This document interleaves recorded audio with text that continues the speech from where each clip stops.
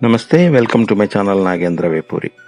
My dear friends, ఈరోజు సంపద సృష్టి సిరీస్లో భాగంగా కోటీశ్వర్ల క్లబ్లో చేరాలనుకుంటే మీకు అది సాధ్యం అవుతుందా లేదా అన్న విషయం గురించి మాట్లాడుకుందాం.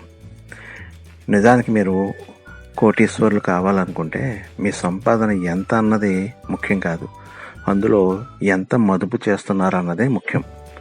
కోటికి మీరు ఎంత చేరువో చెబుతుంది, ఎంత దూరమో హెచ్చరిస్తుంది. ఉంటున్న ఫ్లాటు, మీరు నడుపుతున్న కారు, మీ బీరువాలో ఉన్న నగలు, ఇలాంటివన్నీ కలిపితే ₹1,00,00,000 కావచ్చు, అంతకంటే ఎక్కువైనా ఉండొచ్చు. అంత మాత్రాన మీరు కోటీశ్వరుల క్లబ్లో సభ్యత్వం తీసుకోలేరు. ఈ కోటీశ్వరుల క్లబ్లో సభ్యత్వం తీసుకోవాలంటే దానికి కొన్ని లెక్కలు ఉన్నాయి. హాట్ సీట్లో కూర్చుని అడిగిన ప్రశ్నలకు జవాబులు చెప్పి కౌన్ బనేగా కరోడ్పతిలో ₹1,00,00,000 గెలుచుకున్న వారిలో చాలామంది ఇప్పుడు కోటీశ్వరులు కాదు, కనీసం లక్షాధికారులు కూడా కాదు. ఆ డబ్బును అంతే వేగంగా కరిగించేసుకున్నారు. కారణం, వాళ్ళు ఏం చెమటోటి సంపాదించలేదు కదా, తెలివిగా గెలుచుకున్నారు అంతే. కొంత అదృష్టం కలిసి వచ్చింది. రూపాయి కూడబెట్టి వేలను లక్షగా, లక్షలను కోటిగా వృద్ధి చేసుకున్న వారికే డబ్బు విలువ తెలుస్తుంది. అలా అని 100 లక్షల కోసం 100 ఏళ్ళు కష్టపడాల్సిన పనేమి లేదు. ఈ నెలలోనే తొలి జీతం అందుకున్న వాళ్ళు కూడా కావచ్చు, 10 ఏళ్లలో రిటైర్మెంట్కి సిద్ధమవుతున్న వారు కావచ్చు. ఓ పద్ధతి ప్రకారం మదుపు చేస్తే కనుక కోటీశ్వర్ల క్లబ్లో చేరడానికి ఎవరైనా అర్హులే. కోటికి ఖచ్చితమైన కొలమానాలు ఉన్నాయి. మిమ్మల్ని మీరు కోటీశ్వరుడిగా ప్రకటించుకోవడానికి కొన్ని పరిమితులు ఉన్నాయి. ఇప్పటికే మీ దగ్గర ఎంతో కొంత డబ్బు ఉండే ఉంటుంది కదా. పిల్లల చదువులకి, పెళ్ళిళ్ళకి పనికొస్తుందని భద్రంగా దాచుకుని ఉంటారు. ఇలాంటి ప్రత్యేక అవసరాలకు కేటాయించిన సొమ్ము సంపద కిందకి రాదు, అదొక బాధ్యత. 5 ఏళ్ల క్రితం మీరు కొన్న ప్లాట్ విలువ 75 లక్షలకు చేరుకుని ఉండొచ్చు. ఇంకేముంది, ఓ 25 లక్షలు పోగేస్తే కోటికి చేరుకుంటామేమో అని మురిసిపోవడం కూడా సరికాదు. ఉంటున్న ఆస్తిని, మీరుంటున్న ఇంటిని ఆస్తిగా చూడలేం, అదొక నీడ. బీరువాలోని ఎల్లారి నగలు సంపద పరిధిలోకి రావు, అదొక అనుబంధం. రిటైర్మెంట్ నిధిలో భాగమైన పొదుపు మదుపు డబ్బును కూడా ₹1,00,00,000 చిట్టాలో రాసుకోకూడదు, అదొక ముందు చూపు. అత్యవసర పరిస్థితుల్లో అంది వచ్చేలా 6 నెలల జీతానికి సమానమైన మొత్తాన్ని పక్కన పెట్టుకోవాలని, 24 గంటల్లో నగదుగా మార్చేసుకునే అవకాశం ఉన్న చోటే దాన్ని మదుపు చేయాలని పర్సనల్ ఫైనాన్స్ నిపుణులు సలహా ఇస్తూ ఉంటారు కదా. ఇప్పటికే మీకంటూ ఓ అత్యవసర నిధి ఉంటే ఆ డబ్బును కోటి ఖాతాలో కలిపేయకండి, అదొక భరోసా.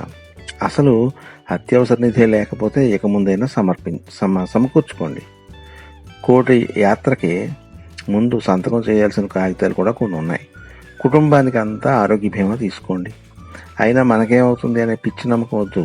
ఇంట్లో ఎవరైనా తీవ్ర అనారోగ్యం పాలైతే కష్టపడి పోగేసుకున్న 4 రాళ్లు ఆసుపత్రి ఖర్చులు కరిగిపోతాయి. కోటి కళని కాకెత్తుకెళ్ళడం ఖాయం.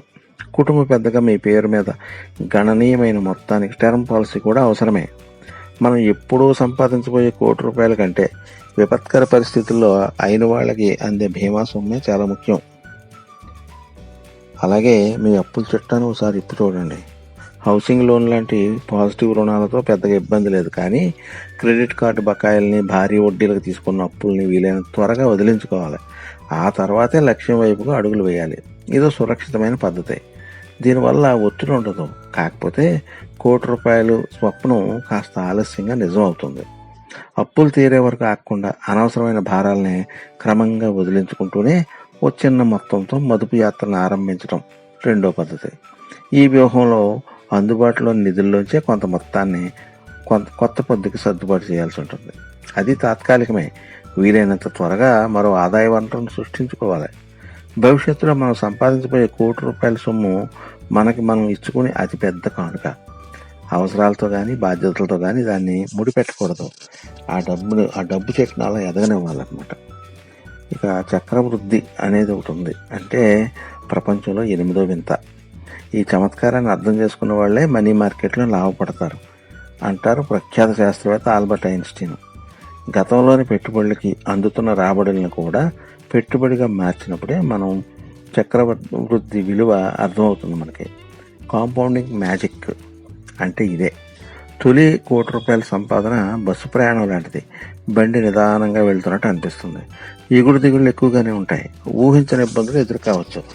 2వ కోటిని అందుకోవడానికి మాత్రం కొంచెం ఎక్స్ప్రెస్ ట్రైన్లో వెళ్తున్నట్టు.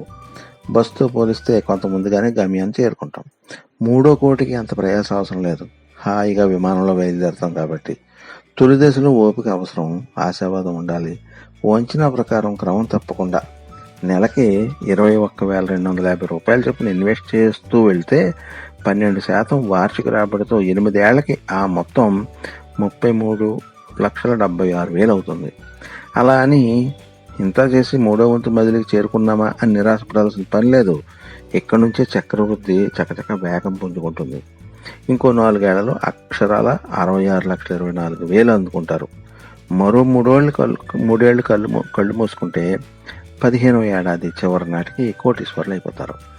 అప్పుడు మీరు 1,02,000 రూపాయలకి అధిపతి అవుతారు. కరోడ్పతి గౌరవ్ క్లబ్లో గౌరవ సభ్యులుగా ఉంటారు. ఇక్కడ కొన్ని షరతులు మాత్రం వర్తిస్తాయని.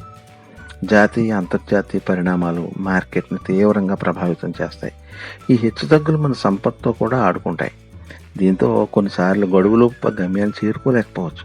అయినా సరే వెనక్కి తగ్గకూడదు, క్రమశిక్షణ తప్పకూడదు, మదుపు ఆపకూడదు.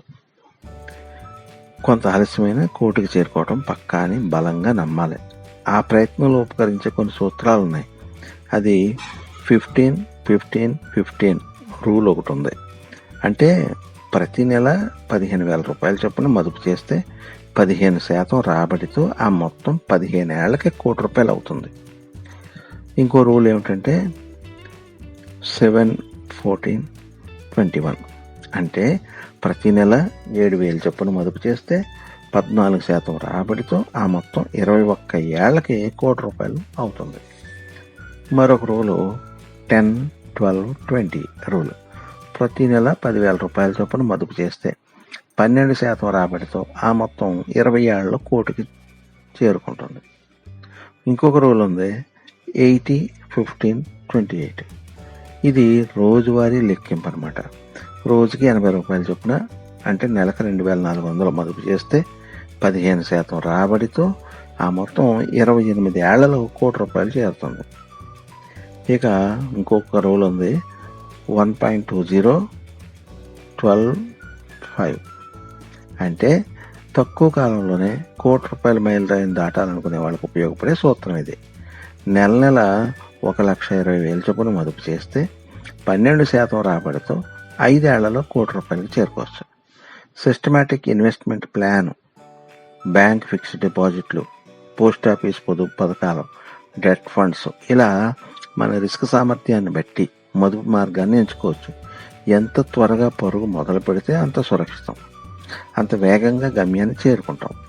ఆర్థిక యాత్రలో వడివడిగా అడుగులు వేసేవారితో పోలిస్తే అందరికంటే ముందే ప్రయాణాన్ని ప్రారంభించిన వారే ఎక్కువ లాభపడతారు.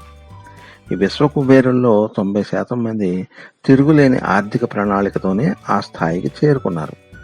ఎంత ఇన్వెస్ట్ చేస్తున్నాం, ఎంతకాలం కొనసాగించాం, వృద్ధి రేటు ఎలా ఉంది, ఇలా మొత్తంగా ఈ 3 అంశాలు మనం ఎంత వేగంగా లేదా ఎంత నింపాదిగా కోటికి చేరుకోగలం అన్నది నిర్ణయిస్తాయి.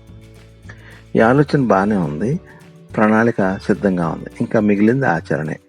1వ తేదీన జీతం రాగానే సంపాదనలో కనీసం 30% కోటి నిధికి మళ్లించాలి. మిగతా డబ్బునే ఇంటి ఖర్చులకి, ఇతర అవసరాలకి కేటాయించుకోవాలి. వృధా తగ్గించుకోవాలి, దుబారా వదిలించుకోవాలి. అయినా బడ్జెట్లో లోటు కనిపిస్తే ఎలా పూడ్చుకోవాలన్నది ఆలోచించాలి. వృత్తి నైపుణ్యాన్ని పెంచుకోవడం, కొత్త ఉపాధి అవకాశాలను సృష్టించుకోవడం, అభిరుచుల్ని రెండో సంపాదనగా మార్చుకోవడం, ఇప్పటికే ఉన్న స్థిర చరాస్తుల ద్వారా కొంత రాబడిని అందుకునే మార్గాల్ని ఆలోచించడం, ఇలా మనసుంటే ఆదాయాన్ని పెంచుకునే మార్గాలు కూడా అనేక ఉంటాయి. ₹1,00,00,000 ప్రణాళిక సామాన్యులకు కూడా సాధ్యమే. ఓ అంచనా ప్రకారం నెలకు ₹5,000 ఇన్వెస్ట్మెంట్తో మొదలుపెట్టి ఏటా 10% పెంచుకుంటూ వెళితే 12% రాబడితో ఆ మొత్తం 20 ఏళ్లకి ₹1,00,00,000 అవుతుంది. దీన్నే స్టెప్ అప్ ప్లాన్ అంటారు. బోనస్ రూపంలోనూ వారసత్వంగానూ అదనపు డబ్బు చేతికొచ్చినప్పుడు అందులోంచి కొంత మళ్లించడం ద్వారా సంపద విలువని మరింత పెంచుకోవచ్చు. గడువుకు ముందే గమ్యాన్ని చేరుకోవచ్చు. మీరు కూడా కోటీశ్వర్ల క్లబ్లో మెంబర్గా జాయిన్ కావచ్చు. ఇదండి. ఇది మీకు నచ్చినట్లయితే మీరు లైక్ చేయండి, కామెంట్ చేయండి, అలాగే మీ ఫ్రెండ్స్కి కూడా షేర్ చేయండి. ఇది వీలైతే అవసరమైతే మరొకసారి వినండి. దాన్ని పాటిస్తే మీరు తప్పకుండా కోటీశ్వర్లు అవుతారు. ఇంతవరకు మీరు నా ఛానల్ సబ్స్క్రైబ్ చేసుకుని ఉండకపోతే వెంటనే చేసుకోండి. ధన్యవాదాలతో మీ నాగేంద్ర వేపూరి. మరొక భాగంలో మరిన్ని కొత్త విశేషాలతో కలుద్దాం.